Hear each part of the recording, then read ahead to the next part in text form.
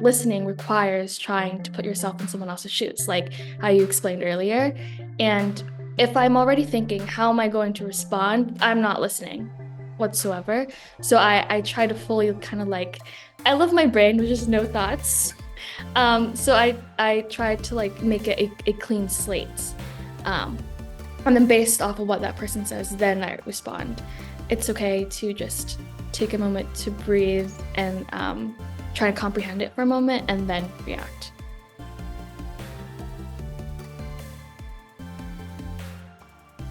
Hey everyone, welcome to another episode of Oh My Curry Goodness. My name is Hamza Islam. On each episode of this podcast, I talk to Gen Zers from different fields about their story and the experiences that have shaped them into who they are today. When it came to naming the podcast Oh My Curry Goodness, I broke it down into two parts. The first part, the Oh My Goodness part, is when we hear stories that are interesting, we say Oh My Goodness. And I added curry because I wanted to emphasize the goodness part, so in a weird way, I want to include curry because it's my favorite food. But nevertheless, I hope you guys as listeners join me in taking interesting lessons from each guest as you continue to write your own story. And also, I wanted to create this podcast because I want to be able to understand what it means to be a human being from another person's perspective.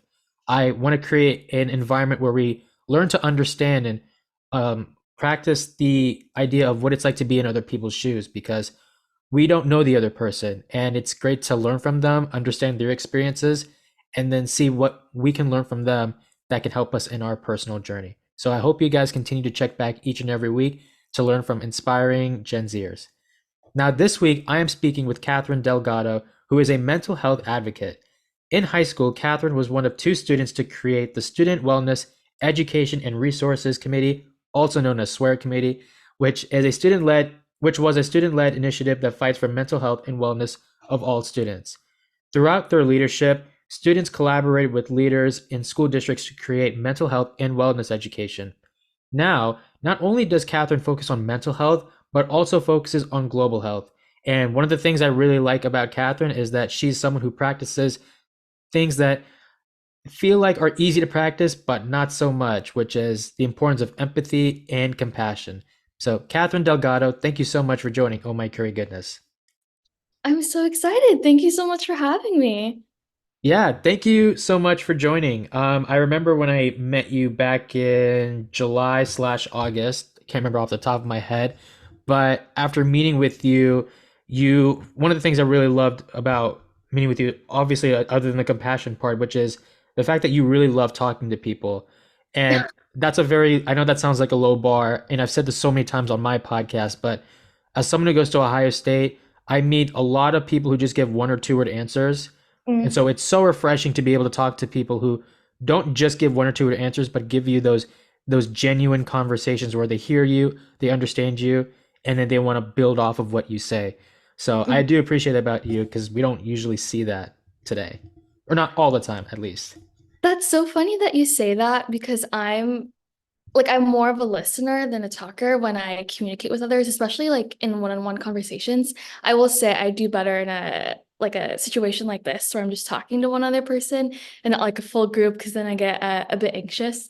But when I do talk, I prefer to listen because I want the other person in this dynamic to feel that they are seen, heard, and valued. So I'm truly giving them my full attention. And sometimes I quite literally go like nonverbal, but I am like listening actively. But then I guess that means when I do speak, it's when I feel like I have something to say, to express. There's a sense of urgency. And it's just like bursting to come out. And there's a reason for why I speak, which is probably why when I say something, I can be a little wordy and I can say a lot of things because it's like my one kind of like sliver chance to say something. But it's just really funny that you say that because when I first meet someone, they're like, oh, she's so shy, or she's not really saying anything, or she's not asking questions. But truly, I'm just listening and I'm observing. And I guess I would say I'm more observant than the typical person as well. That's interesting. So before we talk about your personal journey, let's talk about the idea of listening because I don't think we're good at, well, I don't want to speak for everybody because I feel like Yeah. I've made that mistake, but I struggle with listening and not out of like a bad intention, but it's like there's a difference between hearing someone and listening to someone. because I feel Mm. like listening it requires a more like you really have to understand what people are saying, whereas hearing is like you acknowledge what they're saying, but you don't actually know exactly what they're saying. So as someone who really emphasizes the importance of listening, I know this is gonna sound like a weird question, but how do you listen to someone? Like, how do you actively understand what a person is thinking instead of just focusing on like other things? Because sometimes when we talk, we'll like hear them out, but then we're like thinking about something else. But you're someone that really wants to understand people. So how do you become a good listener? Let's say that.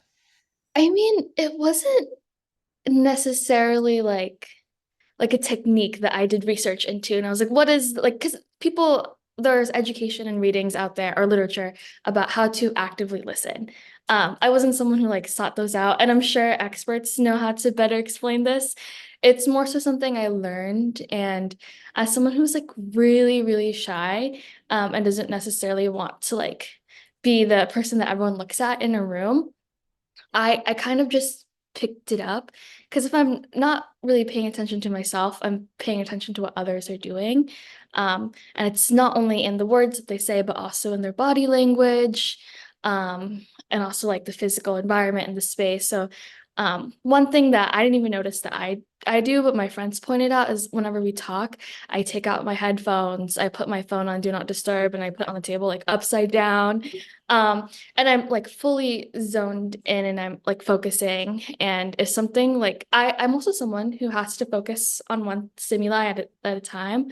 Um, like I can multitask in terms of like my work, but when I'm like talking to someone or like driving, oh my God, that is very overstimulating.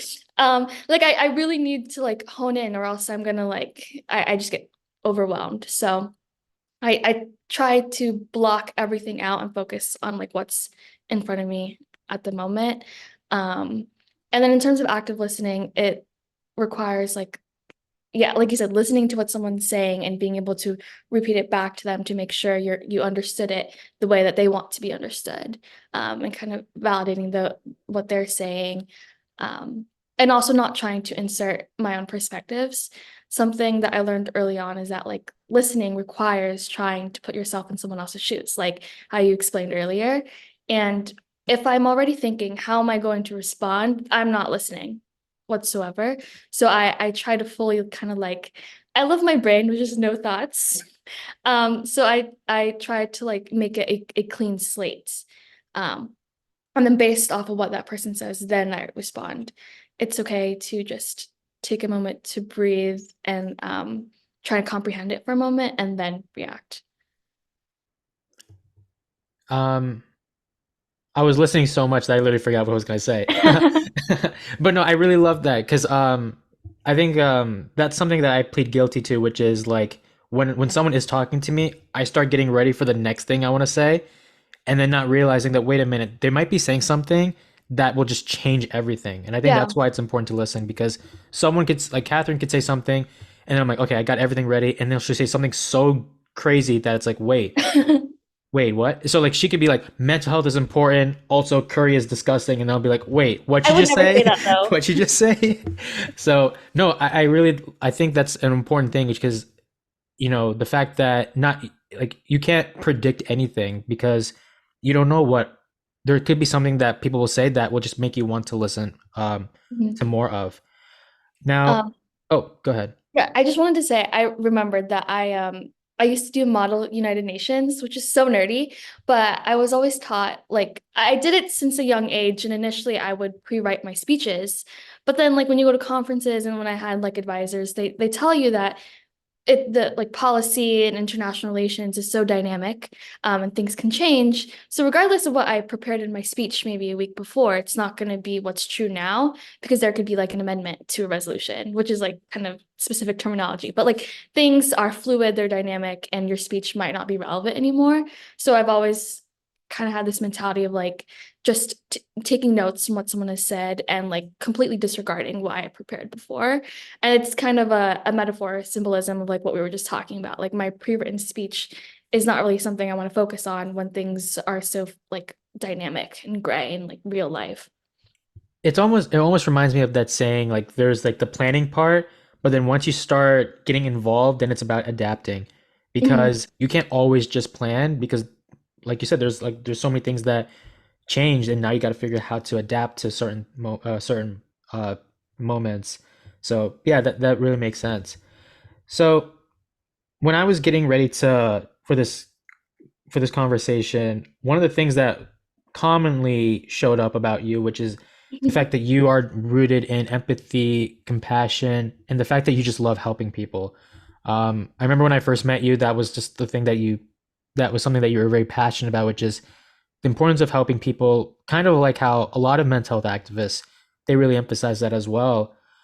But I know that's something you're passionate about, but tell me a bit about who was helping you when you were going through your times, because there's one it's one thing to help yourself, and I think that's obviously important, but there's always something we can go, if it wasn't for this person, well, not 100% of the time, but maybe 90-95% of the time, we can always look at someone that can go and we can go, if I didn't learn from this person, I wouldn't be having the same traits or characteristics when I with that I've incorporated because of this person. So tell me who helped you when you were going through your challenging or difficult times, or still to this day helping you with during your challenging times. Yeah. This is a tough question in the sense that like it's very broad, my support system, and I'm so thankful that I have such a like diverse and like well, I guess like spread out support system in terms of my loved ones, my family, and my friends. I'm very lucky that I have people literally in like all corners of the world who I can reach out to. But mainly at the end of the day, I would say it's my family, a big part of who I am and my values and the work that I'm doing is all tied back to them. Um, so people like I've always seen I initially when I was growing up, I saw myself as like a mini me for my older sister. And then people will bring it up all the time. Like we look exactly the same, we act the same. Now I am no, I've always been my own person and I will continue to be, but she's someone who I look up to all the time. And I have two older sisters, an older brother. I'm the youngest of five. So I learn a lot from them and I reach out to them for help a lot of time. But immediately when you asked your question, I thought of last semester. So I was having a bit of a rough time because around October, I tried skateboarding, but I am not someone who can like operate anything with wheels. Um, and I was literally just like standing on my friend's skateboard and I lost my balance. It came out from under me and I fell and I tore, not like I strained, I think that's the correct medical terminology. I strained my left quad. Um, so that I couldn't even like walk home because my muscle was just like completely shit. Um, and I was in physical therapy for like 3, 4 months. And even going from like my bed to my bathroom, which is like a few feet away, like it hurt so much. And like putting on shoes, like bending over to like tie my shoelace or like even slip it on, it was just so painful. And I don't think I've ever been in that much physical pain before. Like I'm not an athlete. So I haven't really had many opportunities to like hurt myself, which I'm so thankful for as well. Um, but it was definitely a new challenge that I wasn't used to. And I found it really hard to ask for help. But it's so simple because I had physical limitations. Um, and I feel like it's harder to ask for help for something when people can't see it. But I had something that I can like clearly communicate to others, but it was still difficult for me. Um, and during that, I had to lean on my friends a lot because, like, my family is not on campus with me, but I still have to go to class. I still need to get food. My neighbors were super helpful. And I think once I found that step to be like, I physically can't do this, I need like support right now, people showed up in like large numbers and everyone was willing to help. And that was a very I don't know why it was surprising, but I was grateful for it. And I think I would not have gone through that whole tough experience like those last few months without them. Well, if there's one thing I will applaud you for is that you're not afraid to try skateboarding because I can't do it. I I looked at it one time and I was like, I think I'm good. I was But feeling very bold. I don't know why. Because sometimes I'm just like, fuck it, we ball or YOLO. So I did it and then I won't be doing it again, but I tried something. you bring up interesting things because you said that there was a part of you that's shy, but then you also talked about this boldness and fearless in you. Is when you look at words to best describe yourself, do you feel like bold fearlessness is something that you have incorporated in your personal life, or do you feel like it's just one of those like it depends on certain moments? Because skateboarding, like yes, that's a scary experience, but you had this boldness and like this, like you were not. I don't. Let's say for lack of a better term, like you're not afraid. But is that like depending on certain moments, or do you feel like that's a part of like your identity? Well, I would also say like part of being like brave or courageous is doing it despite being afraid.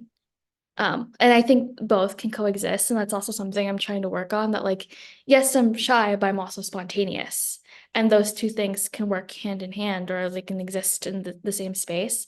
And I guess I kind of viewed the world as black and white before. And like especially growing up, like the shy introverted thing was something I really like held close to my heart. And I thought, like, this is it. This is how it's going to be for the rest of my life. I can't speak in public. I can't do a podcast and talk about myself. Like it was very uncomfortable before, but I think I then found this desire, maybe like mid high school, to just sit in discomfort and to really like allow myself to thrive in it.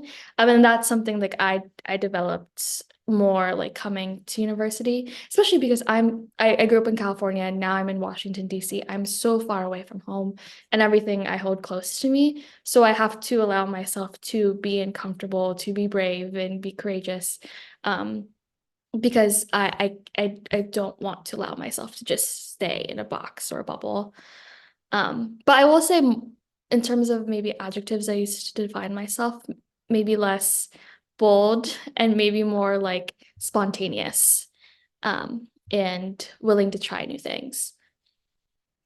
Yeah, I think I'm in the same boat as you. I'm the type of person that likes to try new things, although I'm also the type of person that's like, you're gonna have to give me some time to figure out how to do this Yeah, because yeah, when you go into an uncomfortable space, it's not like you can just jump in. It's one of those things where you go, I can do it, but I'm gonna have to go at my own pace. which Um, is okay. yes, definitely. Um, I wanna you mentioned high school, and one of the things that, like I mentioned in the introduction, which is you were one of two students to create the student health or the swear Right. committee. I remember seeing this and going like, that's such a weird acronym because people swear all the time.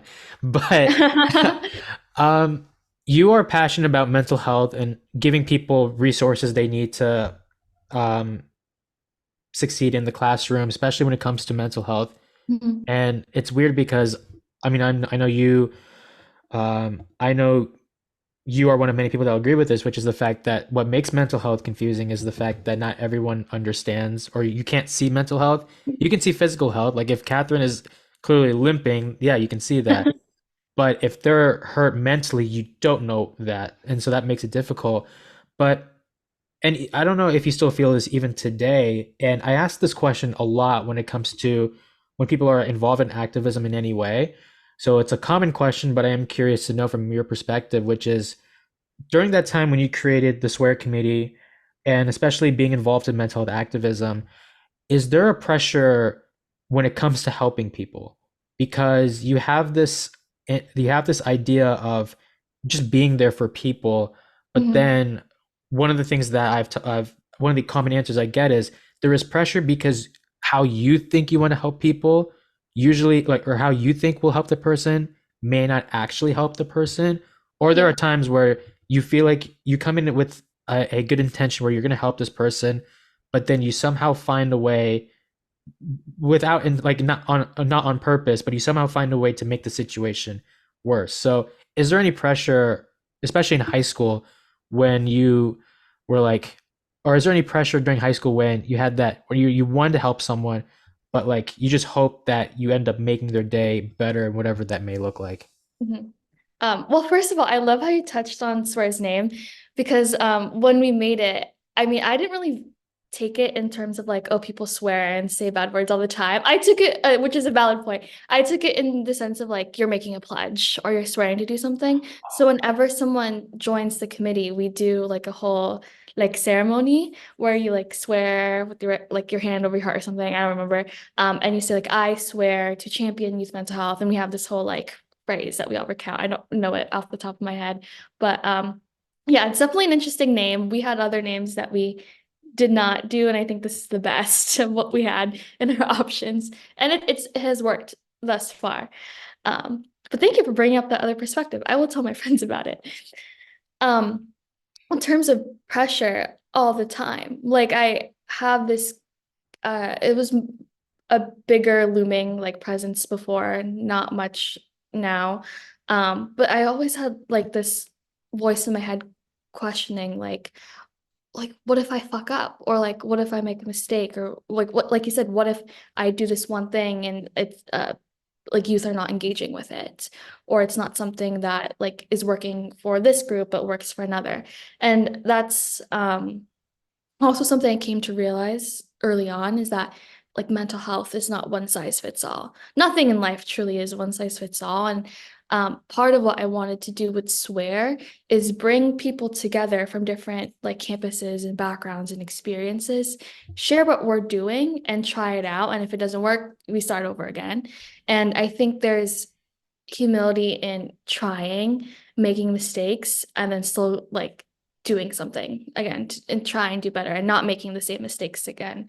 But I guess I had to come to the conclusion and tell myself like I'm going to fuck up. Like I will make mistakes. It's inevitable. It's not something that is a what if. Like it will happen. And I guess I tried reframing this experience of I'm not necessarily helping these people, or I'm not giving them things, or I'm not like giving power back to them. Like we are equal in this dynamic, and we both have something to learn from each other. And it's not just me pouring my heart out into like this vast field. There's things going back and forth. And so I then saw myself not as someone who's leading something, but also someone who's learning. And once I developed this, I don't want to say like humility, because it feels like the opposite of humble to say I'm humble. Um, but I guess just kind of keeping myself in check from time to time and allowing people to tell me, to call me in and say, this thing that you said didn't land with me. And like listening to them, tying back into what we said earlier, and then pivoting from that. Um, and I speak a lot about like calling people in versus calling people out. And I try to create this space where other people can hold me accountable. And it's like I fully believe in accountability, and it's okay to tell me that I make mistakes. I know I'm going to. Very roundabout answer, but that's kind of my philosophy with this. Yeah, that's a really interesting answer. And I want to ask you a similar question, which is, so obviously we talked about the pressure of helping people. I mentioned like one of the first questions we talked about, which is who helped you when you needed, Mhm. who helped you during your challenging times. I want to ask you because a few months ago, it was roughly the same time we met. I asked someone, what do you think is more difficult, helping someone or asking for help? And Mhm. he said asking for help because it requires it requires vulnerability, because you are basically saying like, yeah, I need help. Like you're showing not necessarily weakness, but there's like the sense of like, like I really, or maybe he used the word weakness, I can't remember, but it's like you're asking, when you ask for help, you understand that you're not at a perfect place, and so you need someone to help guide you. So Mhm. as someone who focuses a lot on helping people and has once asked for help because of that skateboarding thing, what do you think is more difficult, asking for help or helping someone, and why? I think it's the asking for help because kind of like how you explained it, it's not necessarily like a weakness to ask for help, but it is putting you in a vulnerable like spot. And I really don't like the connotation of this whole like helping dynamic because then it already puts someone in a lower like power differential. And I don't necessarily like the idea that that as someone who is helping others, that I know what is best and I can dictate to others like this is how it should be in this way. Um, and I would never want to assume that I'm like right in all circumstances. I'd rather walk into a room and say like I could be wrong or I am wrong in this case. Um, and I guess in situations people default to knowing or to into thinking that they're right. So when you're on the other side of like asking for help, it's really scary because what if you ask for help from someone and they're not willing to listen, they're not willing to help, or they tell you something and that's not really what you need to hear in the moment. um and and like yeah, I guess when you've had negative experiences like that, that also deters you from asking for help again. So I think it's definitely the asking for help that's a lot harder. Okay, I'm really glad you said that because, or I'm really glad you brought those experiences because for me, I am scared to ask for help because my concern has always been, what if I become a pest or a burden? Mm, I remember I've had a couple of student organizations tell me, hey, you might want to stop asking questions because some people think you're being a pest on them or you're pestering them, even though I've asked questions 3 times. So there's like that negative experience part where you're like, you need help, but what if other people take it the wrong way? And it's unfortunate that we don't. That's why I think that's it's so important to create an environment of understanding. And I don't think people have the intention of harassing people or pestering people. It's just that we need help. So like yeah. let's take the time when you need help because of an injury. Mm, You're not trying to bother people. And I know like as someone who's hurt, I think it's so easy to feel like you could become a burden even though yeah. you're clearly not trying to be, but it's like you're worried about what other people will think. And it's unfortunate that we have this environment where we focus so much on like I don't know, I guess judgment instead of just the importance of understanding why a person needs help because we don't actually know what they're going through, if that makes sense. Yeah, no, that makes complete sense. And I think if you were to ask for help and someone replies with something that not really like lands or sits right with you, or you view it as negative, that's more of a reflection of them than it is of you. Like because how I was saying when you're going from the helping others perspective, like on the other side, you a lot of people their default is to assume that their approach is right. And so that is a reflection on like their perspectives and how they go about things and not necessarily like who you are as a person or what you deserve. So I would just like to affirm that you deserve to receive any support or help or resources that you think you need. I want to transition into the topic of community, not the TV show, but just the term community because that's something that you want to emphasize is that whenever you're working around people, you don't want to create competition. You want to create a community because you want people to work together to create something special. And this one is difficult because I understand that there are places where we have to compete, like in sports, you technically have to compete, but there are other moments where you should create a collaboration instead of going me versus someone else to get X, Y, and Z, whatever that may be.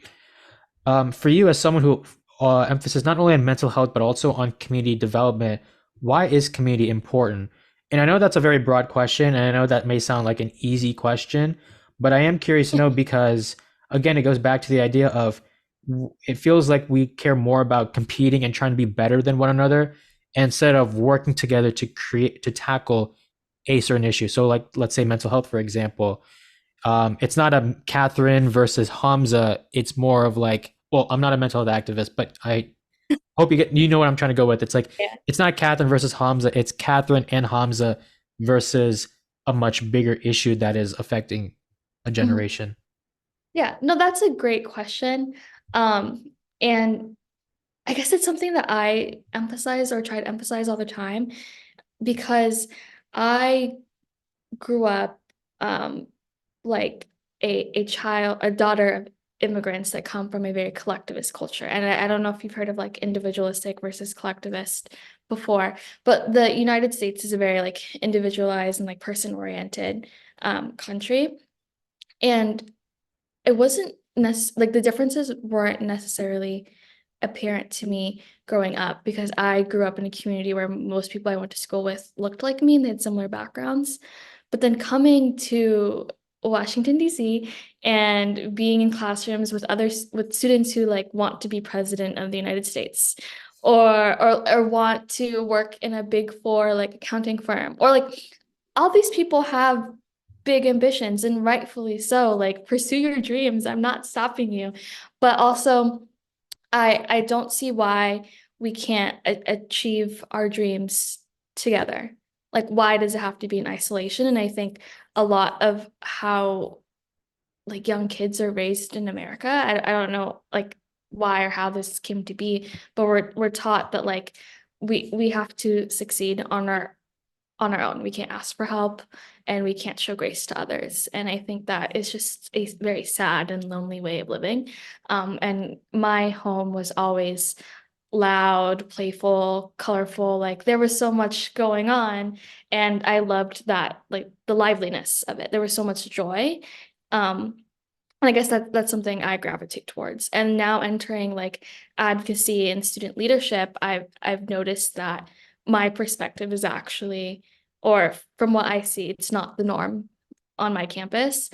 And like even when there's like awards for like research or young activists, it's like we're being pitted against each other. Like who deserves the recognition when I think we all do, and we should be able to celebrate other people's achievements. So it's definitely very hard. I think being on this campus and wanting to just like be kind to others has definitely put me in a spot where people are like, she's being nice. What are her or what is it? Like, what are her motives? Um, and I'm just like, there are no motives. I just want to vibe and have fun. Um, but yeah, I do think that like we are more likely to succeed when we collaborate together and bring different perspectives than we are on our own. It just makes it a lot harder and more like emotionally difficult. Um, and it's something I'm still working on, getting better with my peers. But I know how I feel and what I value at the end of the day, and I'm gonna stick by it, regardless of what other people say. You mentioned the part I actually did not know this where you or maybe I did but I forgot where you talked about how you come from immigrant parents, and because of that it kind of I may or may not have no I was listening, I promise, but I it was interesting you bring that up because um, usually like asking this to people who have immigrant parents, which is that there's the common thing where there's the common, I don't want to say common notion instead of in the sense like it's a bad thing, but there's this a lot of immigrant parents will work really hard to provide a better life for their kids. And I know you talked about how you're one of five kids, you're the youngest. I know we talked about the pressure of helping people, but if we want to go back to like Catherine's family, I don't want to talk too much about it, but I do want to ask you from like a family perspective, as someone who came from immigrant parents, because I have parents who were from Bangladesh, and I was born in the United States. Do you have any pressure when it comes to like the idea of making your parents proud? I know that people, I'm sure there are a lot of people that have that, but there's something about immigrant parents where it's like they do so much to help you. And so there's like the sense of like, yeah, I love what I do, but I also hope that what I do, I hope that I can live up to like my parents' expectations in any way because they worked very hard and I would not be the person I am today without their love and support and everything that they have done for me. Oh, 100%. Um, there's this term in Filipino culture called utang na loob. I'm probably mispronouncing it. I'm a very like Americanized Filipino, so no one come for me right now. Um, but it's basically this like debt of an inner soul where like you are internally grateful and have like this obligation to pay it back and pay it forward. I think um I guess the pressure that I feel sometimes comes more so from like duty and obligation and not necessarily like living up to expectations because it's essentially like this debt can never be paid back. So you just have to do like as much as you can to um like honor like your parents and those who've came before you. It can be a lot sometimes, and it's definitely something that places expectations on you in our culture. But I try to have a balance of like the ideals that I've developed on my own as an adult and the lessons I've learned from my family and having them try to like mesh in whatever gray area there is. Sometimes things are like butting heads, but I do think that they can coexist to some extent. I'm trying to kind of think of my world as very dynamic and gray. But yeah, that's definitely something that like I hear all the time. And I just try to like stay in my lane and also navigate the moving parts. But it's definitely hard. It's like I'm not gonna get it perfect. I'm only 20. I'm going to make mistakes. And I'm just trying to vibe. I love the way you ended it, just trying to vibe. Yeah. Um, Before we talk about what you want to do with college or with in college, um, one of my favorite questions to ask people because I feel like it's realistic is what people are at peace with. And peace meaning where you're like, when I say I in the sense of like I understand that there are good things that happen and I understand that there are bad things that happen. So like even though you like or don't like, you understand that it's a part of what it means to be in this field. It's similar to like how I ask people like what do you not like about your passions, because even if you're passionate about something, there are times where you're like, okay, I don't want to do this, but I have to because it's part of the job. As someone who's involved in mental health advocacy, before we talk about global health and everything, throughout your journey as a mental health advocate, what are some things where you're at peace with, where you're like, even though I don't like this or I don't like being a part of this, I understand that I have to be a part of this? I see. Um, the first thing that came to mind when you said that is I'm at peace with the fact that it's over. Um, I don't know if that's necessarily like the answer you were looking for, but I think it was a part of my life that was really important to me, and it still will continue being important to me, and I will work in this space and um, different avenues. It'll just look different now. Um, but I part of what I was trying to implement in high school, or what I understood, was that like the older generations don't know what the young people are going through right now. How can they try and implement this health intervention when like we know it doesn't work? Um, and so because of that, I've always viewed leadership in mental health and advocacy as very like cyclical. Um, and I'm turning 21. I'm not a teenager anymore. I'm in relation to high schoolers, I'm old. I'm not okay, I know I'm not old like in general, but like I can't speak to middle schoolers or elementary school kids. Um, I don't know what it's like to go through like your first K through sixth grade experience online. When I was online, it was my senior year of high school, so I just didn't pay attention. Um, I think I came to a place where I was like, I don't think this is my place anymore. I don't think I'm necessarily needed, or I want to be in this space. It's done with. I've not really like shaken my hands off of it. But I think I'm ready for the next thing, and I'll still care about it, but it's just not for me anymore.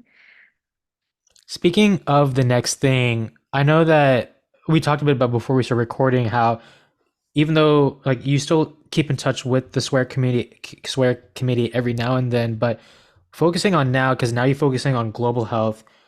Um, that's not obviously it's not the same thing as mental health because there's more. I feel like global health is more broader. So tell me a bit about uh why you want to go into global health, like and like or take that transitioning from mental health to global health, and what are some things that you want to do now? I'm sure, like I said, I'm sure you're still close to the swear committee, but what are some things that you want to do now that you're in college? So, yeah, why global health, and what do you want to do during your time in college? Oh yeah, and I'm also definitely still close with Swear, like as their founders, people like ask for advice from time to time. So I'm not like, fuck Swear, you're Yeah. not part of my life anymore. It's more so just like I'm letting other people lead. So thanks for mentioning that. But why global health? There's not like one succinct, clear answer. It was more so I was actually interested in global health from the beginning. um, going back to like the immigrant child experience, like I've gone home to the Philippines. I've seen other perspectives, and I know that especially like the US is ranked very poorly in healthcare compared to other countries, but we still tend to think that we're better or superior. And also taking into the consideration like the history of colonialism and how that impacts health systems globally, especially like the Philippines has been colonized for centuries by different other countries. Like it's been the lessons that we learn or adopt from our colonizers and oppressors then infiltrate into the institutions that we have, and then impact our health outcomes. And that's something I couldn't say it as eloquently as this as like an 8-year-old in California, but it's something that I knew, and it felt so unfair to me that um people who looked like me in my home country are not necessarily having the same health benefits or can have the same access to healthcare that I do. And we may look the same, but just because I'm here, and they're over there, that there's like there's difference, there's a disparity. So that always felt wrong. And I first explored it by doing Model UN, like I explained before. And I would do like practice, I don't know, like lobbying and solution making and like policy work, for the this is all on the mock side, like for the United Nations Development Program and the World Health Organization. So I was pursuing it on that field. And then at the same time, I was also noticing that my peers were going through like mental health struggles. And it wasn't like something I set out to do, but then in high school it just worsened. And then I went in the whole mental health advocacy. And then I became this like mental health girl that people have known me. But that wasn't what I was the most passionate. I'm still passionate about it, but it's not like the cause that I always saw myself like advocating for from the very beginning. Um, Global health was always like first and foremost, and I knew I wanted to study global health in university. The mental health stuff was just me seeing something and wanting to do something about it, but it was more so like I don't want to stay on the side because I think that like minimizes it. But it was something that I did in addition to this. It was just an additive to my life. And now that it's over, I want to go back to the things I truly want to do. Um, and I've had some like global health fieldwork experience in the past year, and I'm taking more courses in university and just um like fully affirmed for me that this is what I want to do.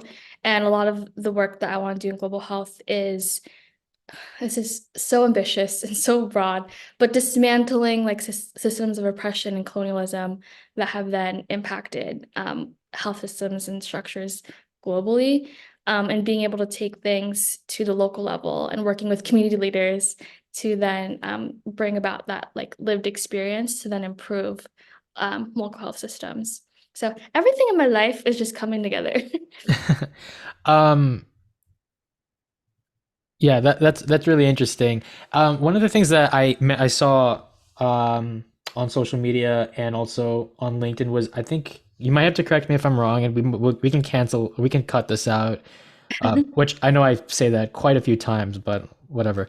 I saw you went to Uganda Yes. for um, something with it when it comes to like community development or something along those lines. Yeah. But tell me a bit about how that kind of ties into global health, because as someone who's, I mean, when I think of global health, I think, and I think many people would think this, which is that global health, it's not just health in the United States, but it's health all around in different countries because everyone's perspectives on certain things are different. So tell me a bit about how your experience in Uganda tied into your passion for global health.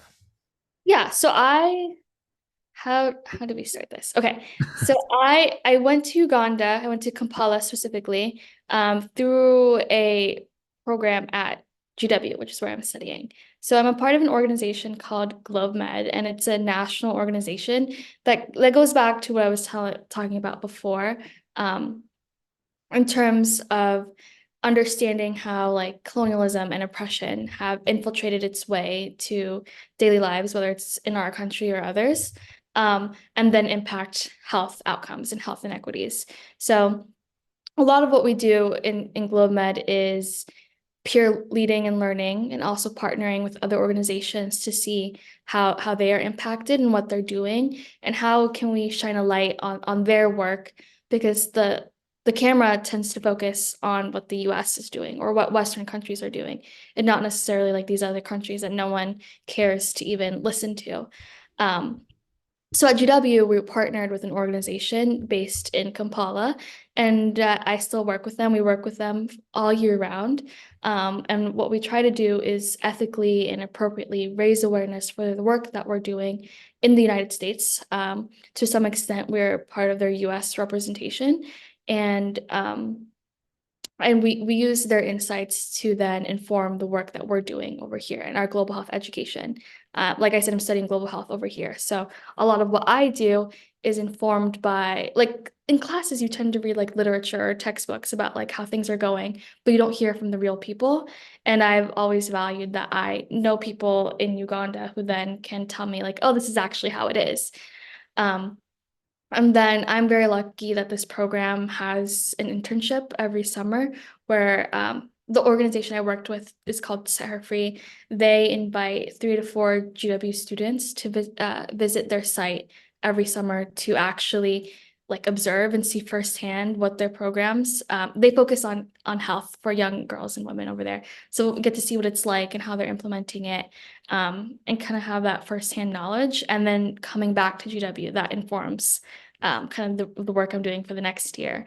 But that's how it ties. And then furthermore, this organization provides educational services and like childhood daycare services and schooling for young girls and women. Their target audiences have expanded and changed like through COVID and things that are going on. So before I believe their target audience were young girls and women in like urban areas who were vulnerable to like sexual exploitation and sexual work. Through COVID, they had to pivot a bit because some of their students became young mothers. So now they do a lot of like child development and support in that way. But all of it is tied to female empowerment, gender equality, and like today's International Women's Day. Like that is fitting enough. That they want to provide the life skills and the support systems and the resources that these young girls need to be able to thrive to the same extent that I would be able to here in the United States Capitol. Um, Very long answer, but that's how it ties. Yeah, no, that's a great answer, and it's so cool to be able to help people that are in need in any way. And so, yeah, congrats on all that. And I'm sure that people are gonna.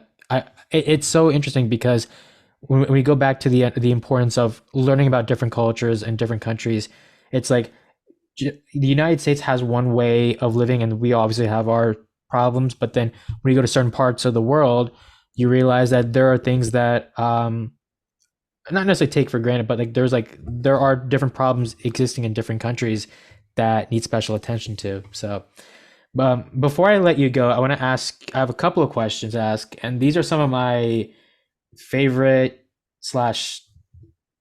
Well, I don't want to say favorite, but these are like some of my more like. These are the type of questions I love asking because I'm curious to know. They're like, I guess like I'm curious to know what it. I ask these questions because the reason why I call them my favorite is because again it goes back to that humanistic moment. So the first question I want to ask um, is about the topic of fear. I know we talked about how much pressure you have when it comes to helping people and making your parents proud, but what is something that you are scared of now? And what is something that you're scared of that you hope to overcome in the future? And more specifically, it's the type of fear that is holding you back from becoming your best self. And it could be about anything. For example, like for me, I've talked about how I would love to overcome my fear of talking to people or putting myself out because there's always a sense of like, what if people take things the wrong way? Or what if people say things that are not true? So there's that part. So even though I've hosted a podcast that is still a fear. So for you, what is something that what is a fear that you hope to overcome in the future? Because once you overcome this, it will unlock something inside of you, or it will change you in whatever way that may look like. This is a hard question. Um, Wow. Um, I think the most, I guess, relevant, or I guess what resonates with me the most right now is I don't know how to phrase this in terms of like what I fear. Um, I guess the who is Catherine outside of being someone who works in the space, or I, who is Catherine outside of being an overachiever? Is essentially what I'm trying to say. Because like right now, like I'm in a dual degree program, so I'm taking undergrad and grad courses at the same time, which is already a big achievement. Kudos to me, but also it's a lot.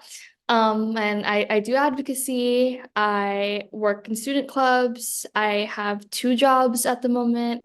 Um, and this kind of like go, go, go routine has become the norm this past few years. But I hope that once I accept like a daily schedule where there's truly nothing planned and I'm okay with just doing nothing and letting myself slow down, and let others go ahead of me, that I hope that I'm willing to accept where I am in the moment and not be like scared of what that looks like. Um, and I that is something I do think about. Like I'm in my all of my friends are in their second semester of their third year of university, so that's when people study abroad, and I would love to study abroad. Like don't get me wrong, global health girly, I would love to go anywhere in the world and learn about other people and their experiences, but it's not something I can do at the moment. But all my friends are posting on social media about being in Rome, and like in Greece or Spain, and I get FOMO. I'm someone who gets FOMO a lot. um and so I guess I want to be willing to accept that like where I'm at looks different, and that's okay. But I don't know how to say that as a fear. No, I see what you're trying to say. And yeah, and that's a common thing. Like, it's like, okay, you see me for this, but who am I outside of this? So I completely understand. And I also am someone who has dealt with FOMO too, so I can relate with you on that. Um, my last question is, so one of the common questions people ask is, what advice would you give to your younger self? I want to ask you something slightly different because I don't think this is also talked about enough, which is, what is something in like in your when you look back in your life, what is something that you told yourself that you thought made you feel better, but it made you feel worse? So I guess in other words, like what is something that you regret telling yourself because you thought it was a good idea, but Mm, rather making it a good idea, it actually made you feel worse? mm. Also a hard one. Um, I would say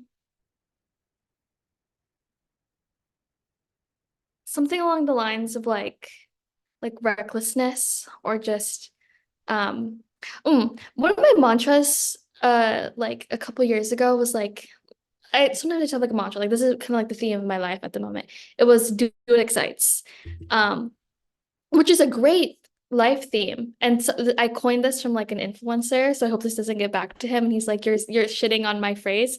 But it's a good phrase. And I adopted it for a reason. And it's more, I initially meant it in like spontaneity and be able to not be afraid to do what you want to do.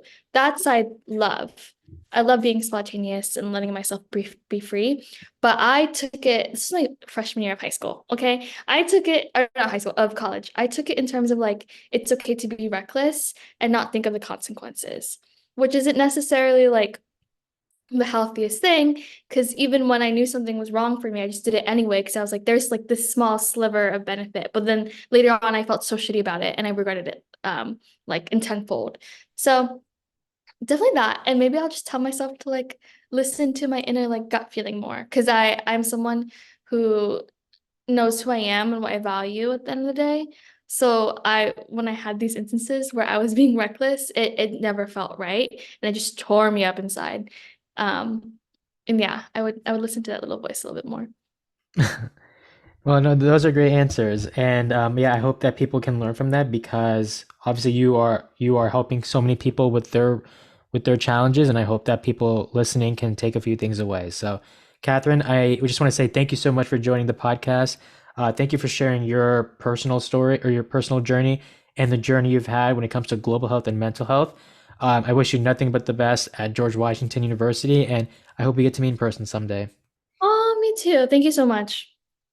Thank you guys so much for listening to this episode.